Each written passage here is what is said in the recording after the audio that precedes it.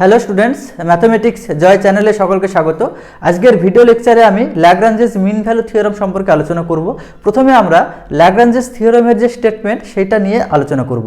তো স্টেটমেন্টে কি বলা হয়েছে দেখো, যে let f x be real valued function in close interval A B such that, এক নম্বর কি condition, f x is continuous হবে কোথায়, ক্লোজ ইন্টারভ্যাল এ বিতে। এফ এক্স ইজ ডেরিভেবল আর ডিফারেন্সিয়েবল আর অবকলনযোগ্য হবে কোথায়, ওপেন ইন্টারভ্যাল এ বি। বোঝা গেল?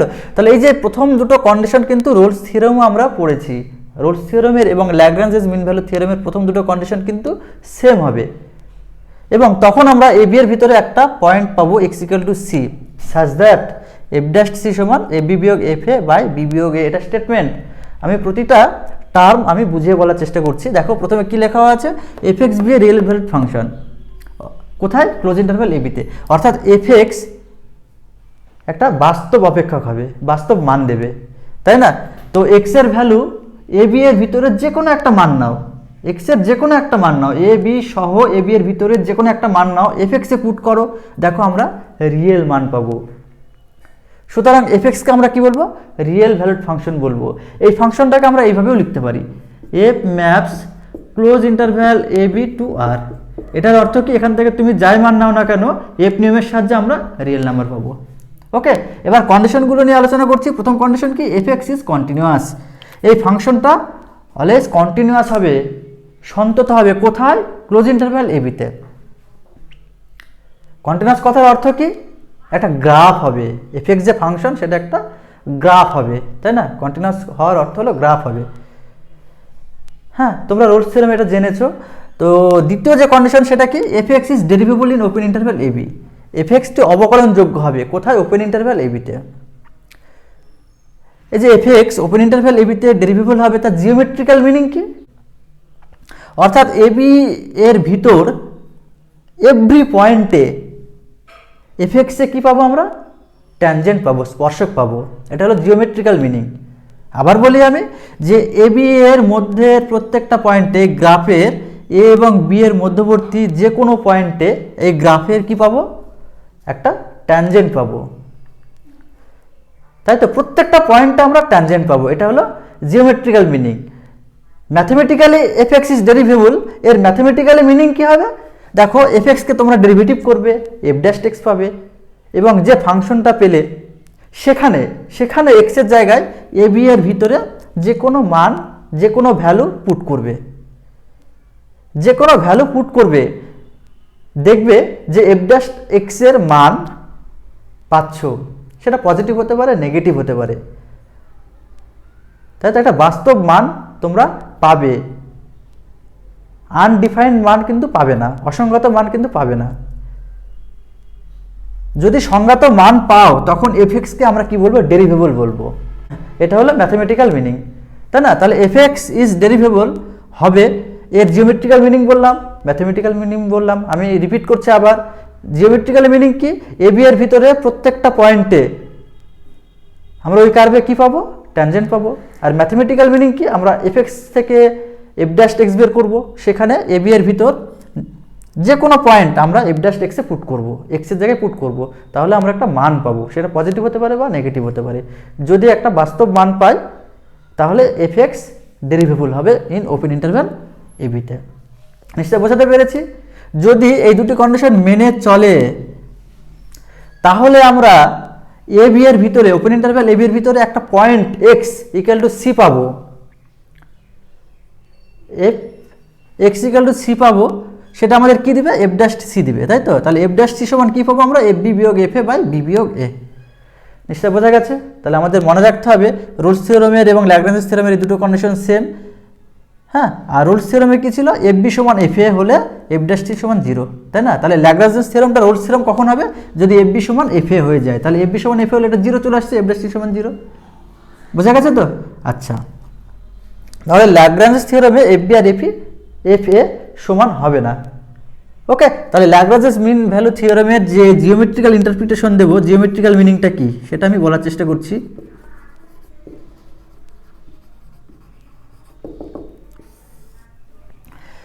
ধরো এটা একটা এটা ধরো X equal to A point, এটা হলো X equal to B point. তাহলে এটা কত, এফ এ, এটা এফ বি। ওকে, তাহলে কার্ভটা এরকম হতে পারে।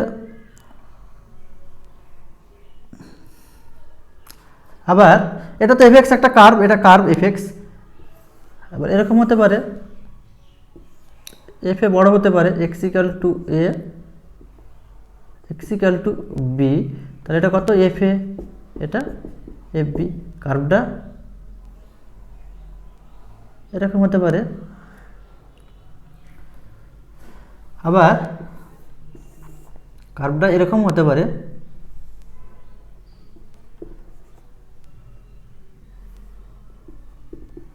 তাহলে এটা এফ এ, এটা এফ বি,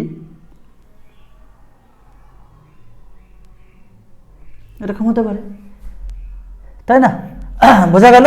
তাহলে এটা নাম দাও এ পয়েন্ট, এটার নাম দাও বি পয়েন্ট, এটার নাম দাও এ পয়েন্ট, এটার নাম দাও বি পয়েন্ট, এটার নাম দাও এ পয়েন্ট, এটার নাম দাও বি পয়েন্ট। ওকে, আমি কিন্তু ল্যাগ্রাঞ্জেস মিন ভ্যালু থিওরেমের জিওমেট্রিক্যাল যে মিনিং সেটা বোঝানোর চেষ্টা করছি। তাহলে এ পয়েন্টের স্থানাঙ্ক কত, এক্স ইকাল টু এ, আর এটা এফ এ। তাহলে এ বিন্দুর স্থানাঙ্ক কত হবে, এ কমা এফ এ। বি বিন্দুর স্থানাঙ্ক কত হবে, বি কমা এফ বি। একই রকমভাবে এটা কত হবে, এ কমা এফ এ, এটা কি হবে, বি কমা এফ বি। এটা কত হবে, এ কমা এফ এ, এবং ওটা হবে বি কমা এফ বি। নিশ্চয় তোমরা বুঝতে পেরেছো? তাহলে দেখো এখানে এ বি যুক্ত করে দাও।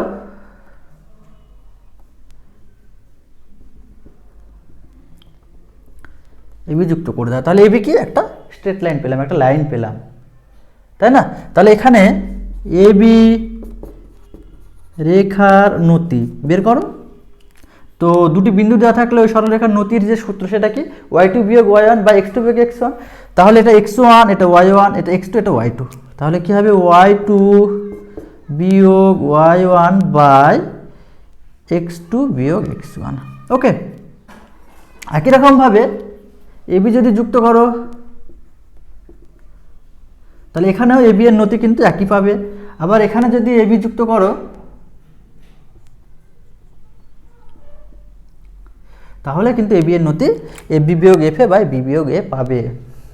এটা আমরা নতি বের করলাম, তাই না? কিন্তু স্টেটমেন্টে কি বলা হচ্ছে, যে এবি এর ভিতরে একটা পয়েন্ট আমরা পাবোই, যে পয়েন্টে অপেক্ষকের ডেরিভেটিভ কি দিবে, এ বি বিয়োগ এফ এ বাই বি বিয়োগ এ। ওকে, তাহলে আমরা এটা তো actually slope of the tangent at the point C, তাই না? তাহলে এই কার্ভের আমরা ট্যানজেন্ট বের করব।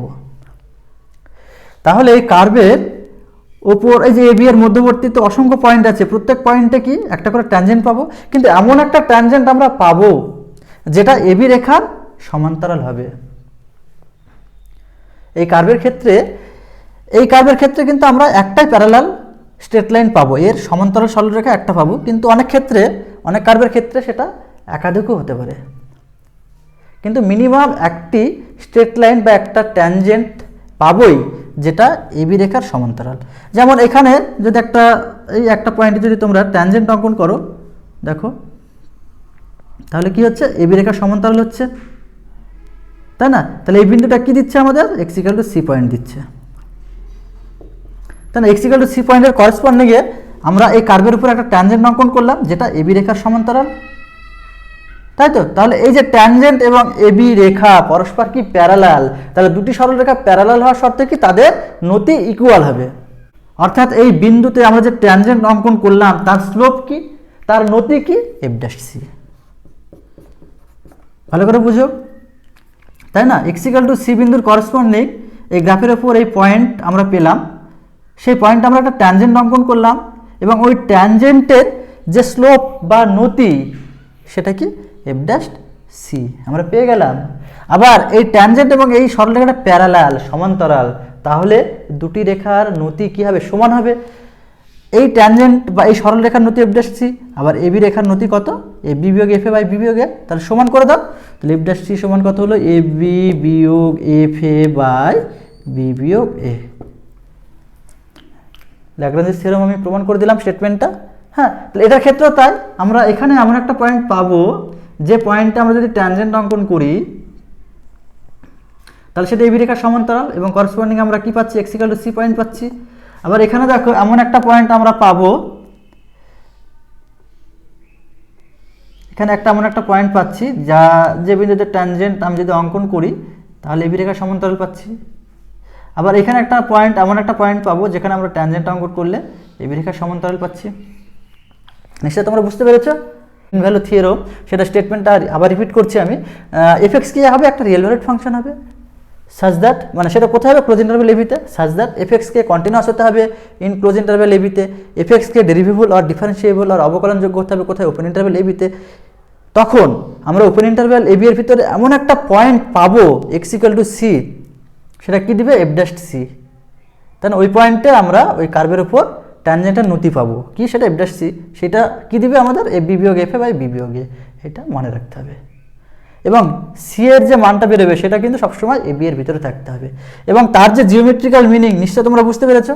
ওকে, এবার আমি একটা প্রবলেমের মাধ্যমে এই স্টেটমেন্টটা বোঝানোর চেষ্টা করছি।